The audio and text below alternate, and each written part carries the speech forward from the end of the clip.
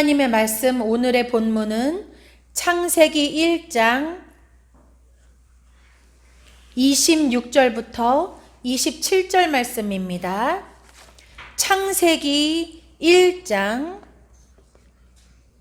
26절부터 27절 말씀입니다. 오늘 본문 다 함께 봉독하시겠습니다. 하나님이 가라사대 우리의 형상을 따라 우리의 모양대로 우리가 사람을 만들고 그로 바다의 고기와 공중의 새와 육축과 온 땅과 땅에 기는 모든 것을 다스리게 하자 하시고, 하나님이 자기 형상 곧 하나님의 형상대로 사람을 창조하시되 남자와 여자를 창조하시고. 아멘. 오늘은 이 말씀을 함께 나누도록 하겠습니다. 먼저 양 옆에 계신 형제 자매님들에게 우리는 하나님의 형상과 모양으로 지음받았습니다. 같이 인사하겠습니다. 아멘. 하나님께서 하나님의, 예수님의, 성령님의 삼위일체 하나님의 모습, 형상과 모양대로 우리를 만드셨습니다. 그래서 우리가 살면서 가끔 미운 오리 새끼 이야기처럼 내가 누구인지를 잊어버리고 살 때가 많은데, 나는 하나님의 형상과 모양으로 지어진 하늘의 왕권 받은 아들이자 하늘의 왕권 받은 딸임을 기억하고 사시길 예수님의 이름으로 부탁드립니다. 아멘. 하나님께서는 하나님의 모양과 형상대로 사람을 만드셨는데 특별히 남자와 여자를 만드셨습니다. 우리가 수천 년 이상을, 너무나 오랜 세월을 사람들이 살아오면서 남자와 여자가 서로 사랑을 해서 결혼해서 살아왔지요. 잠시 창세기 2장 24절 함께 살펴보겠습니다. 2장 24절입니다. 이러므로 남자가 부모를 떠나 그 아내와 연합하여 둘이 한 몸을 이룰지로다. 아멘. 하나님께서 지으신 남자가 여자가 서로 결혼을 하고 연합을 하여서 한 몸을 이루라고 말씀하셨습니다. 그러면 어떤 일이 일어나냐면 창세기 4장 1절에 아담이 그 아내 하와와 동침하매 하와가 잉태하여 가인을 낳고 이르되 내가 여호와로 말미암아 득남하였다 하니라. 아멘 라고 말씀하셨습니다. 남자와 여자가 결혼을 해서 한 몸을 이루어 새 생명이 태어나는 이 하늘의 법칙은 하나님의 놀라우신 하늘의 이야기를 우리에게 베풀고자 하심이었습니다. 한국에선 한국의 법을 따르고 미국에선 미국의 법을, 로마에선 로마의 법을 따르라는 그런 말이 있듯이 하나님 나라에는 하나님의 법칙이 있습니다. 그 법칙은 진리와 사랑으로 이루어졌으며 하나님의 말씀이 곧 그 하나님 나라의 법칙입니다. 이 하나님 나라의 법칙, 기준을 상징하는 남자, 하나님의 말씀을 상징하는 이 남자와 그리고 이 말씀을 중심으로 서서 모든 걸 포용하고 덮는 사랑을 대표하는 여자, 진리와 사랑이 연합을 하였을 때 생명이 태어나는 그 오묘한 하늘의 법칙을 설명하고자 하나님은 남자와 여자를 만드시고 한 몸을 이루시게 하셨음을 우리가 기억해야 합니다. 우리 교회도 많은 가정이 있고 사랑스러운 많은 2세들이 태어났는데 이 세상에도 남녀가 연합하여 하나님의 일을 예표하듯이 많은 귀한 아기들이 태어났습니다. 하지만 요즘은 우리가 너무나 오랜 동안 인류가 함께해온 이 가정의 모습, 우리가 상상하던 아빠와 엄마가 있고 아이가 있는 이 가정의 모습이 깨지는 것을 저희가 많이 소식을 접하게 됩니다. 그 예로 오늘은 차별금지법에 대해서 조금 살펴보도록 하겠습니다. 지금 차별금지법이 전 세계에 이슈가 되고 있고 많은 나라에서 가입을 해서 그 법을 통과시킨 나라의 폐단들이 많이 올라오고 있습니다. 우선 차별금지법은 많이 들어봤으나 정확히 무엇인지 한번 짚어보고 가겠습니다. 차별금지법이란 건 특정 소수자 집단에 대한 차별을 막기 위한 법입니다. 조금만 더 구체적으로 얘기를 하면 이 세상 모든 사람들이 성별, 인종, 장애의 유무, 나이, 출신 국가, 성적인 지향, 학력 등등등등 그 어떤 자기 정체성을 이유로 부당하게 합리적인 이유 없이 차별받는 것을 금지하는 법입니다. 다시 말하면 모든 사람이 차별받지 않고 평등한 법을 만들겠다는 취지로 만든 것이 바로 이 차별금지법입니다.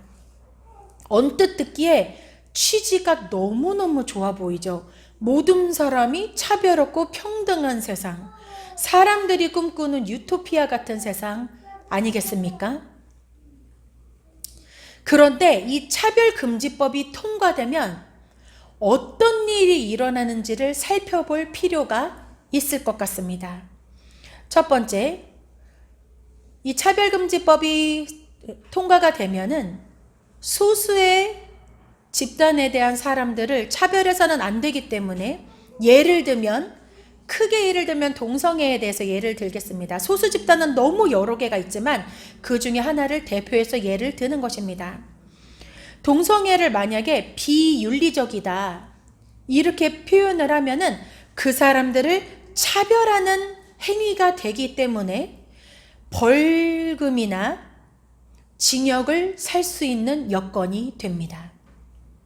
두 번째, 동성애를 비정상적이라고 보는 견해가 있다면 만약에 학생들이 저는 동성애예요 그러면서 문제를 일으키고 이슈가 되었을 때 그거를 가르치거나 제재하거나 금지할 방법이 더 이상 없어진다는 뜻이기도 합니다. 또한 건전한 성윤리를 가진 그동안 남녀가 결혼해서 아기를 낳는다는 사상을 가진 이런 국민들의 권리와 자유를 심각히 제한하게 되고 금지하게 됩니다. 짧게 예를 들면 미국 아이다호에서 있었던 얘기인데 동성연애 커플이 목사님께 줄에 서주세요. 저희 결혼합니다. 라고 부탁을 했어요.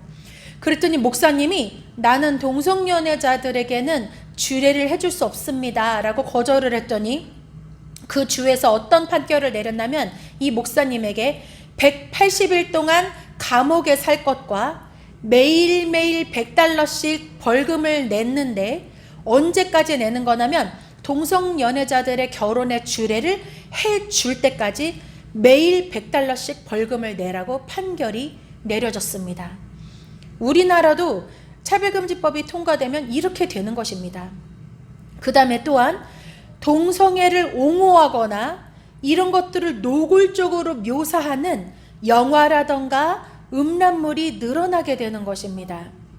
언론에서도 동성애자들을 옹호하고 감싸는 내용을 말해야지 그거를 비하하는 내용이나 짚어주는 내용을 소개하면 절대 안 된다는 것입니다.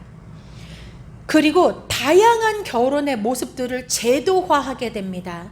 우리는 남녀가 결혼해서 아기가 태어나는 이런 결혼을 머릿속에 그리실 텐데 이 차별금지법이 통과가 되면은 일부 다처제, 다처일부제 등등등등 우리가 미처 상상도 못하는 가정의 모습들이 엄청나게 생기게 됩니다. 왜냐하면 차별하지 말고 모두가 평등해야 된다는 취지이기 때문입니다. 또한 성윤리를 가지고 있는 사람, 남자는 여자랑 결혼해야 해요. 동성끼리 결혼하고 사랑을 하게 되면 에이즈 같은 성병에 걸릴 수가 있어요. 이런 생각을 가진 사람은 역차별을 받게 되어서 인권적인 탄압을 받게 됩니다. 아주 짧게 차별금지법이 통과되면 어떻게 되는지 잠시 살펴봤습니다. 제가 최근에 유튜브를 통해서 우리나라 안창호 전 헌법재판관님이 극동방송 특별 인터뷰를 하게 된 거를 보게 되었습니다. 이분의 인터뷰 내용 중에 부분을 발췌해서 왔는데 어떤 내용이냐면 건전한 성윤리를 가진 일반 사람들의 기본권과 표현의 자유를 침해받는다. 그 내용을 제가 잠시 발췌해서 가지고 왔습니다. 어떤 내용이냐면 차별금지법에 있어서는 성적인 지향이라든지 사상이라든지 종교라든지 이런 것에 대해서 정당한 비판까지도 금지를 시키고 있다는 것입니다. 결국에는 동성애에 대해서 긍정적인 얘기만 할 수 있고 부정적인 얘기를 한다거나 정당하게 비판을 한다거나, 예를 들어서 동성애를 하면 에이즈 걸려요 이렇게 말을 하면 이런 경우에 따라서 제재를 당할 수 있다는 뜻이 됩니다. 이렇게 서로 관점이 다른데 한쪽 관점만 감싸주고 다른 관점을 법으로 제압하는 것을 관점 차별이라고 말을 합니다. 건전한 사람들의 성윤리가 관점 차별을 당하게 된다는 것입니다. 또한 차별금지법이 통과되면 기독교 교리에 맞춰서 하나님이 여러분을 남자와 여자로 만드셨어요. 남자와 여자가 한 몸을 이루어 생명이 태어나요. 이런 식으로 기독교 교리에 맞춰서 얘기하거나 사실에 입각해서 말을 했다 할지라도 그 소수의 집단의 사람들이 저 모욕감 느꼈는데요? 내지 저 불쾌한데요? 이렇게 느끼면 그것에 대해서 문제를 제기할 수가 있다는 뜻입니다. 강대상에서 설교할 때, 학교에서 성교육을 할 때, 강의할 때, 방송에서, 언론에서, 유튜브를 포함한 소셜미디어에서 모든 언어와 행동들이 제한을 받게 됩니다. 왜냐하면 우리가 이성끼리 사랑하는 가정이 건전한 가정이에요 이렇게 말을 하면 누군가가 저 그 말 듣고 모욕감 느꼈는데요? 당신을 명예훼손으로 고소할 거예요. 이렇게 말을 하면 이행 강제금, 벌금을 물 수가 있고 징벌적 손해배상, 벌에 의한 손해배상을 할 수 있으며 형사적인 제재까지도 뒤따를 수 있다고 합니다. 이것이 제가 극동방송 특별 인터뷰 안창호 전 헌법재판관과 인터뷰한 내용에서 발췌해온 내용입니다. OECD라고 들어보셨죠? 경제협력기구입니다. 근데 이 OECD 가입국 중에서 한국과 일본을 제외한 대부분의 국가에서는 이미 차별금지법과 유사한 법들이 존재를 합니다. 사회 전반의 평등에 대한 감수성을 높일 것으로 기대하면서 법을 만들었다는 내용입니다. 차별금지법을 포함한 법들이 어떻게 생겼냐면 영국에서는 평등법, 네덜란드에서는 평등대우법, 미국에서는 민권법, 캐나다에서는 인권법, 호주에서는 차별금지법, 독일에서는 일반 평등대우법 등등등 많은 나라들이 차별을 금지하는 법을 두고 있습니다. 차별금지법이 실제로 통과된 나라에서 어떤 예시들이 있었나 폐해를 잠깐 우리가 살펴보도록 하겠습니다. 왜냐? 우리나라도 지금 차별금지법을 통과시킨다고 해서 얼마 전에 10월 27일에 다 함께 모여서 기도하고 법을 통과되지 못하도록 하는 그런 일이 있었지요. 먼저 법이 통과된 나라에서 무슨 일이 있었는지를 보는 건 우리에게 너무나 시사하는 바가 큽니다. 그래서 실제 사례를 가져와 봤습니다. 미국 텍사스주 댈러스시에서 7살 아들이 성전환을 하고 싶다고 말을 했대요. 이 아이들이 갑자기 어떻게 이런 생각을 하게 됐을까요? 차별금지법이 통과되면 3살, 4살 아기 때부터 배워야 합니다. 너희들의 성별은 남자, 여자라고 하면 안 돼. 너희가 성별을 고를 수 있어. 그리고 너네는 원하는 성별로 성전환 수술을 할 수가 있어. 이런 교육을 반드시 배워야만 합니다. 어쨌든 이 텍사스주의 7살짜리 아들이 저 성전환 수술할 거예요. 그렇게 말을 한 거예요. 이제 7살인데. 그 아빠가 심정이 어땠겠어요? 그 아빠가 안 된다고 반대를 한 거예요. 그랬더니 어떤 일이 있었냐? 이 주에서 이 아들에 대한 양육권을 박탈시켜 버렸습니다. 더 이상 자기 아들이 아니게 되어버렸습니다. 캐나다의 대법원에서 있었던 사건입니다. 14살 딸이 나는 이제부터 남자가 되고 싶어요. 그래서 남성 호르몬 주사를 맞겠다고 말을 한 겁니다. 그 부모가 펄쩍 뛰었습니다. 예, 너 무슨 말이니? 너는 딸인데 남성 호르몬 주사를 맞다니. 그래서 재판이 열리게 되었습니다. 어떠한 판결이 났냐 하면 부모의 허락 없이 이 14살 딸은 남성 호르몬 주사를 맞아도 된다.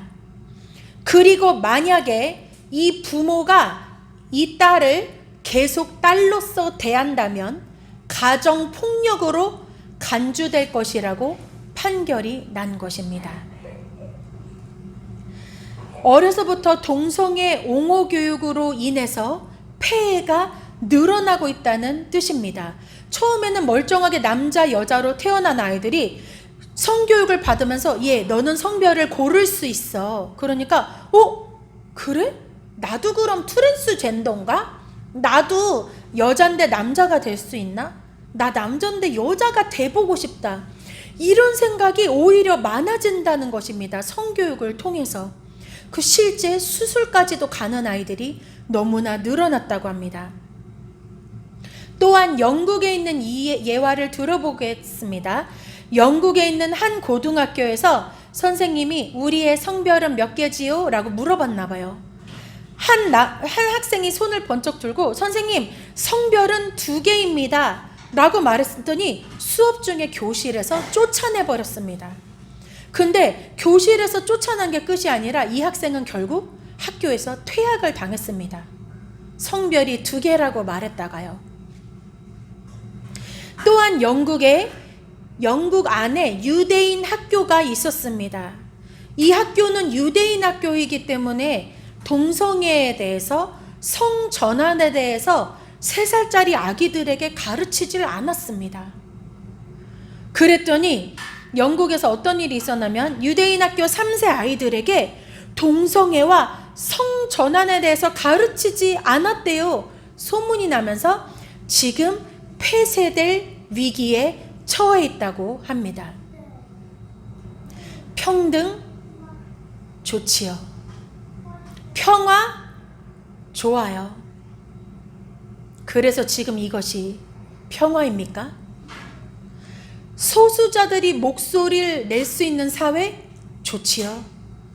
그러면 다수자들도 목소리를 내서 서로의 의견을 뭔가 법으로 정리하고 취합할 수 있는 그런 분위기가 돼야지. 소수를 위해서 다수 너희는 모두 벌을 받고 잠잠해라? 이건 또 무슨 평등의 원리입니까?